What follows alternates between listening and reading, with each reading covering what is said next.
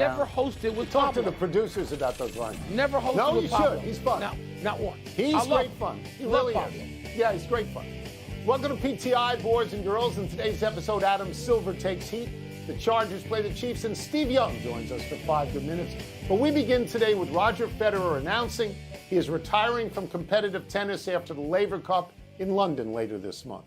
Federer leaves tennis at 41 years old with 20 majors, including a record 8 Wimbledons and a record-tying 5 U.S. Opens. Wilbon, you and I have watched Federer forever. Yep. What are your reflections on his decision to retire and his career? Well, Tony, I guess I immediately go to comparisons, which I try not to, but I'm going to go to comparisons anyway. And it's not just tennis. I mean, you can compare this. I was a little kid, really, a kid when Rod Laver retired. You're talking about giants now. You're only comparing him to giants, not somebody who's a 3-time All-Star. This is like when Mays retired, when Aaron retired, when Gretzky, Bird, Magic, when the giants retire, and you go, oh my God, we're supposed to watch this sport without this person. Serena Williams, as she hasn't announced it yet, but we're talking about moving in that direction, like Martina Navratilova and Chris Evert. This leaves the sport lesser, but it's time, Tony. It's time. He's 40 years old. He and Djokovic and Nadal are going to have to go. We're going to have to wave goodbye to him, stop hugging him close. And there are people out there who will replace him, just like there were people who replaced Mays and Aaron and Williams, and God knows we can go on and on and on. But Federer is one of those giants, is he not? 100% certainty he's one of those giants. Look, I'm not going to say that I think he's the greatest player of all time because I've been holding on for Rod Laver, as you know. But he is the most graceful. He is the most beautiful. He is the most elegant player I have ever seen. For people that remember ballroom dancing, he is Fred Astaire. He looks like he could play in a tuxedo and there would never be a wrinkle. And the greatest contrast in my life in watching tennis players is the smoothness of Roger Federer and the frenzy and the power of Rafael Nadal on the same court at the same time.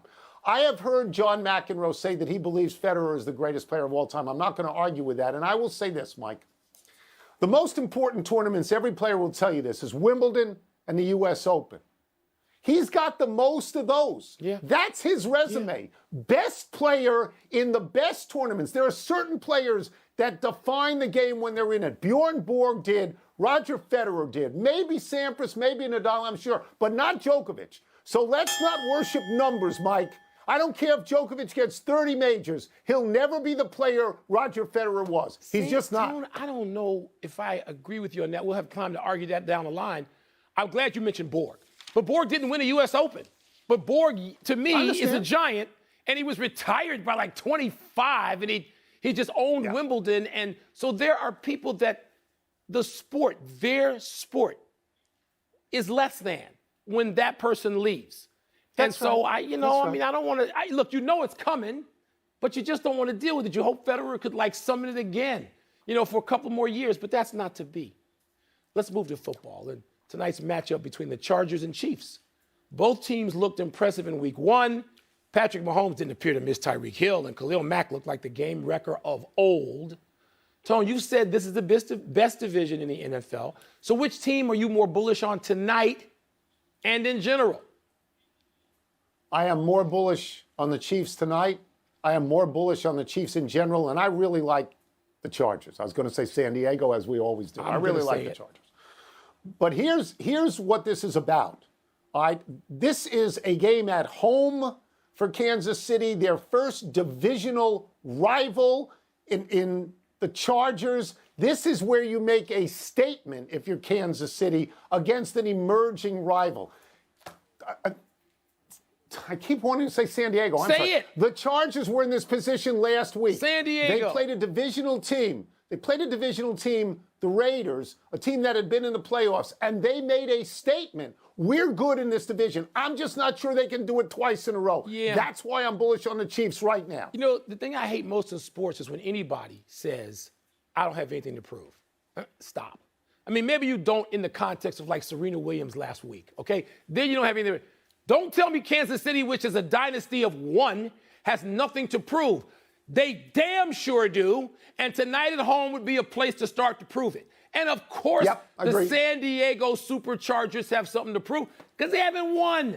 They haven't won. They're San Diego. All right? So nobody get in my ear. They're always San Diego. And they got those baby blues on again. I know that excites you because it excites me. I love this they're great matchup. looking. I'm Yeah. excited Yeah, for it. me too. I'm not so sure these quarterbacks aren't going to go at it for the next, if they can stay healthy, dozen years. I love this. And Tony, I'm going to wait until tonight to decide who I'm bullish on for the rest of the season.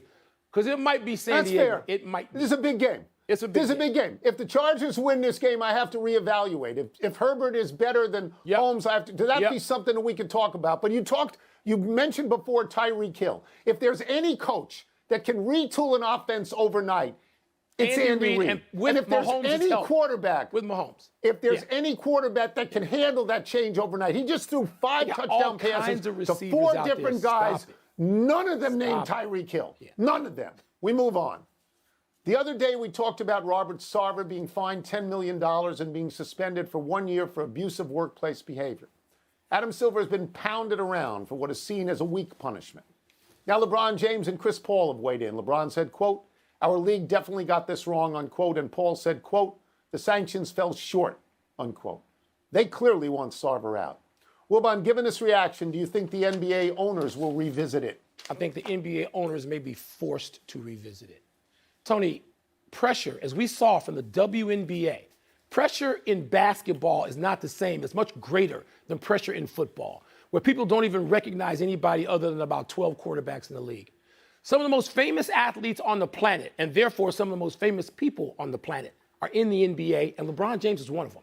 And when there's pressure applied by NBA players, global celebrities, okay, and their partners, right? Their corporate partners. I don't think we've seen the last of this yet. I don't really believe that the Sarver suspension is just going to be a year and that's going to be it. I'm not talking about the $10 million, which means nothing to him. I think there's more to this story, Tone. I think it's going to come.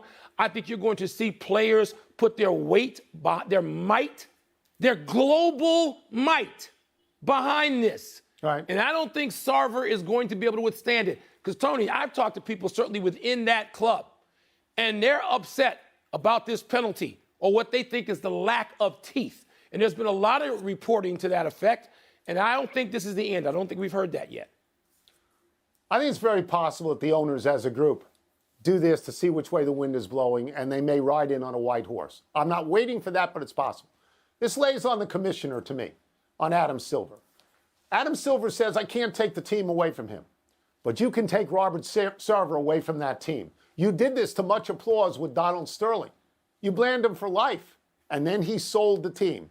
You don't need the owners to do that. And by the way, Adam Silver, as Roger Goodell, they work for the owners. I want to get specifically to the point about what the players are going to do, because there's no unified statement yet. There's no NBA PA statement on this.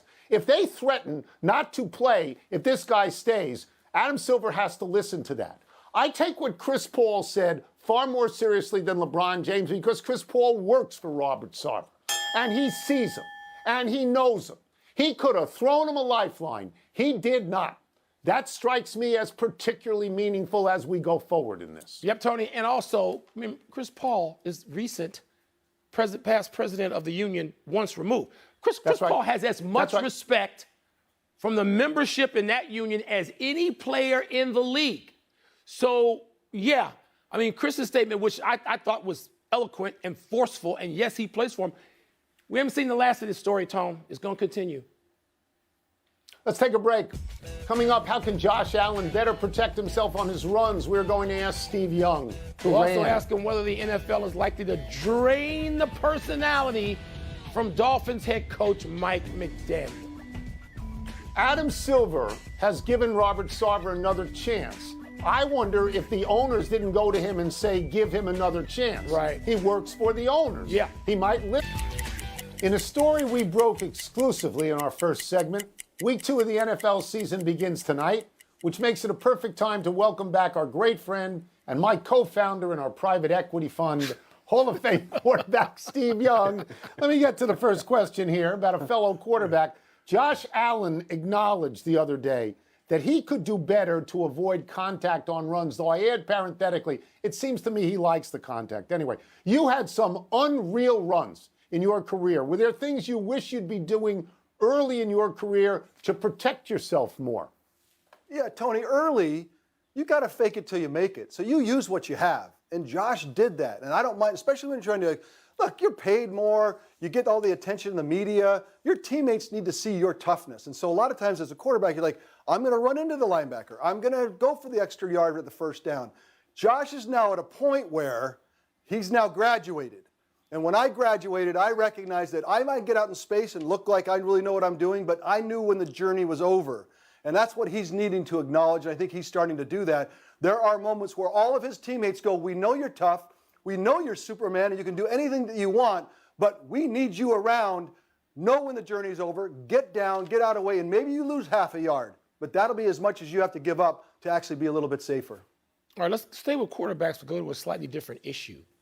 Russell Wilson, as you well know, backed his coach on the final play to attempt that stupid 60-yard field goal rather than go for it.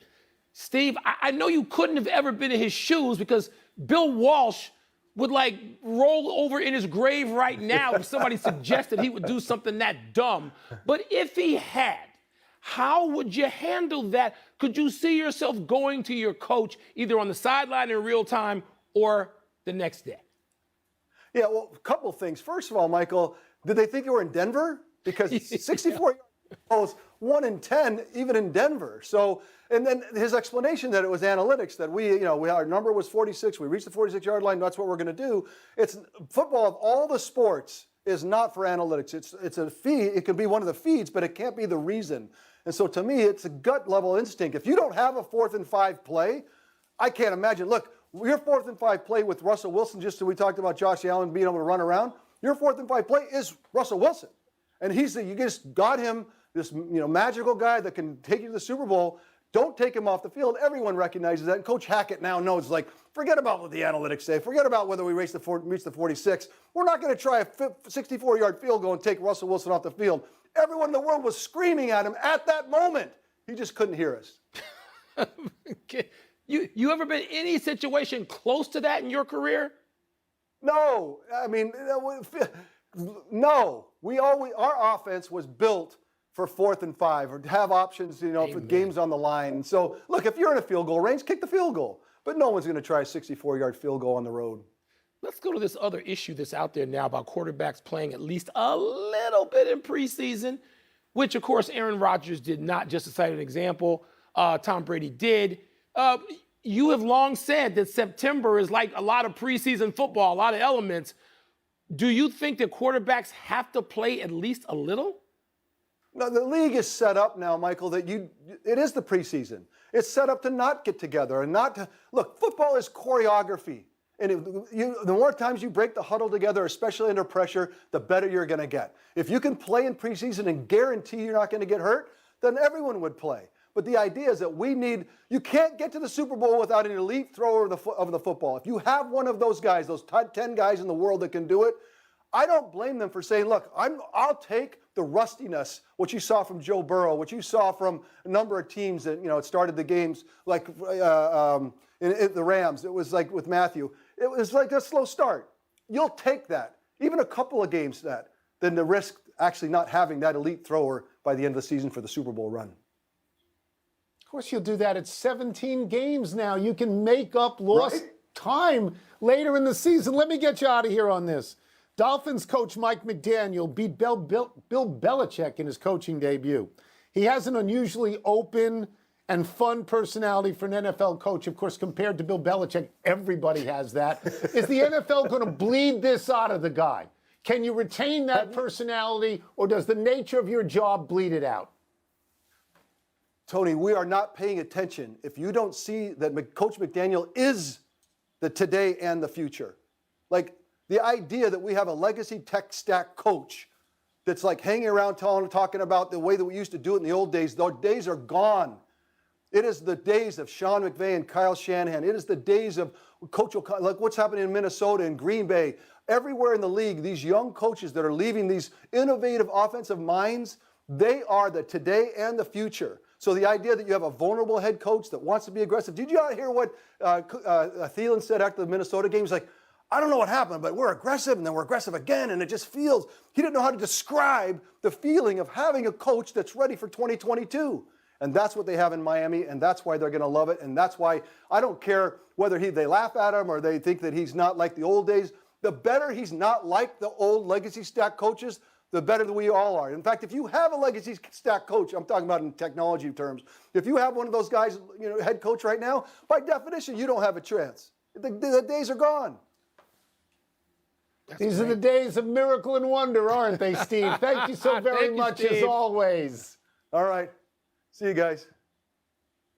You can catch more of Steve on Monday Night Countdown. He is great. Let's take one last break. Still to come, Greg Norman. He's always angry. He has a clear message for the PGA Tour. He's angry. just swinging his fist the last, 18 months, especially the last 4. And should we look at the Mets any differently after they got their butts whipped by the Cubs? Yeah, get out. You were so happy about Get out. that. It's thrill. Happy time, people. Happy 27th birthday, Terry McLaurin. The Washington football team's top wide receiver had a beautiful 49-yard touchdown from Carson Wentz on Sunday. That's one of McLaurin's 17 touchdowns since coming to Washington in 2019. McLaurin has 224 catches for 3,148 yards. That's an average of 14.1 yards per catch. McLaurin's consistency got him a 3-year extension worth $71 million and the largest signing bonus ever for a wideout, $28 million. McLaurin was drafted in the 3rd round out of Ohio State, which seems low in hindsight. But some of the receivers drafted ahead of him were Hollywood Brown, Deebo Samuel, A.J. Brown, and DK Metcalf. Good class. That's a really good class, Tony. You know what? Last year, this division was pathetic, even the year before that. Now, everybody except Dallas won their opener 3 out of 4 in that division. Is it possible that we're going to see the old NFC beast? Is it possible? No. Too early for that? No, not this year. All right. No. Happy anniversary, Bobby Thigpen. On this day 32 years ago, the White Sox reliever became the first pitcher to ever get 50 saves in one season. Thigpen finished the season with 57, and to this day, only Francisco Rodriguez of the Angels recorded more saves in one season. Rodriguez had 62 in 2008. Team's got to be pretty good for someone to get 62 saves. Here are the other pitchers who've gotten 50 or more saves in one season. Dennis Eckersley, Randy Myers, Trevor Hoffman, Rod Beck, Mariano Rivera twice, John Smoltz, Eric Gagne twice, Jim Johnson twice, Craig Kimbrell, Mark Melanson, Juris Familia, and Timmy Trumpet's favorite, Edwin Diaz. Tony, Thigpen did have 3 Hall of Famer teammates, okay? A guy named Pudge,